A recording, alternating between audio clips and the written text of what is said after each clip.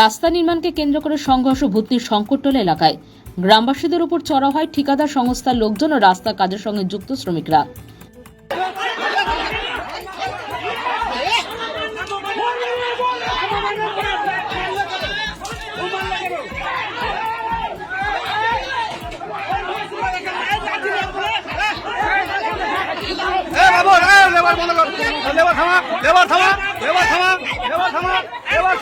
ঘটনায় দুইজনকে মারধর করার পাশাপাশি দোকানে ভাঙচুর করা এবং বাড়িতে চলে ইট পাটকেল। ঘটনাকে কেন্দ্র করে ব্যাপক উত্তেজনা ছড়িয়ে পড়ে এলাকা জুড়ে। ঘটনার পর থেকে বন্ধ রাস্তা নির্মাণ কাজ। পলাতক ঠিকাদার সংস্থার লোকজন। মানিকচক ব্লকের অন্তর্গত উত্তরবঙ্গ উন্নয়ন দপ্তরের বরাদ্দ অর্থে শঙ্করটোলা এলাকার রাস্তা নির্মাণ কাজ চলছে। কাজ চলার সময় গ্রামবাসীদের সাথে সংঘর্ষ বেঁধে যায়। ঠিকাদার সংস্থার লোকজন চড়াও হয় গ্রামবাসীদের উপর। দুইজনকে বেধড়ক মারধর করার সাথে সাথে ভাঙচুর করা হয় দোকানে, ইট পাথর ছোড়া হয় বাড়িগুলিতে বলে অভিযোগ। স্থানীয়রা জানিয়েছেন, রাস্তা নিচু থাকার কারণে উঁচু করে কাজ করতে বলা মাত্রই শ্রমিকরা মারধর করতে শুরু করেন। মুহূর্তের মধ্যে এলাকা উত্তপ্ত হয়ে যায়। এই পরিস্থিতিতে কাজ ফেলে রেখে পালায় ঠিকাদার সংস্থার লোকজন ও কাজের সঙ্গে যুক্ত শ্রমিকরা। ঘটনাস্থলে পুলিশ পৌঁছে পরিস্থিতি নিয়ন্ত্রণে আনে। জবে থেকে এরা বেড মানে জিএসবি করতে শুরু করেছিল, সেই সময়টাতে এখানে মোটামুটি 5 ইঞ্চি নিচু এই জায়গাটাতে, আর আমাদের অর্ধেক গ্রামের জল সম্পূর্ণ এটা দিয়ে বেরিয়ে যায়। তো যে দায়িত্ব ছিল মুন্সি স্বপন মন্ডল, ওকে আমি বলি যে এই রাস্তাটা যে নিচু হয়ে যাচ্ছে এটা উঁচু করার ব্যবস্থা করো। ও বলছে এরপরে জিএসবি করে দেবো। এবার জিএসবির সময় বললাম, বলছে যে মানে জল বৃষ্টি হচ্ছে, প্রতিনিয়ত তো বৃষ্টি হচ্ছে, জল জমে যাচ্ছে পুকুরের মতো এখানে।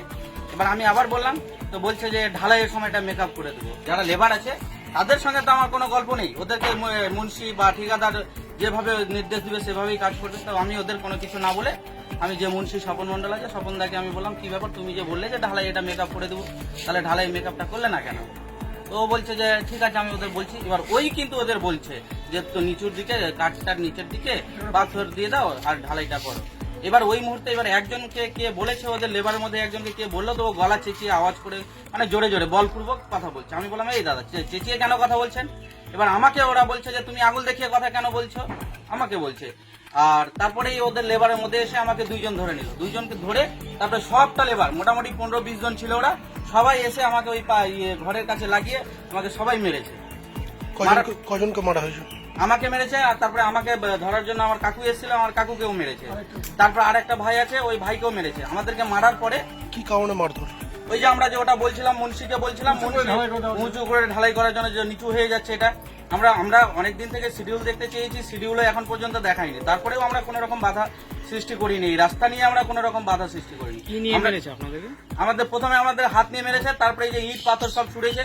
ইট পাথর এমনকি আমাদের গ্রামের মহিলাদের উপরেও ইট পাথর ছুড়েছে। বাড়ি ঘরে কি ভাঙচুর করা হয়েছে? হ্যাঁ, দোকান, আমার কাকুর দোকান ভাঙচুর করেছে। এবার আমাদের গ্রামের লোকজন সব জুটে গেল। এবার সমস্ত লোকজন জুটে গেল, অন্য গ্রামের ছেলে এসে আমাদেরকে মেরে দিল। তো আমাদের গ্রামের লোকজনের অটোমেটিক্যালি রাগ উঠবে, সেই সূত্রে ওদেরকে কয়েকজন মিলে মেরেছে। এবার কারা মারধর করেছে?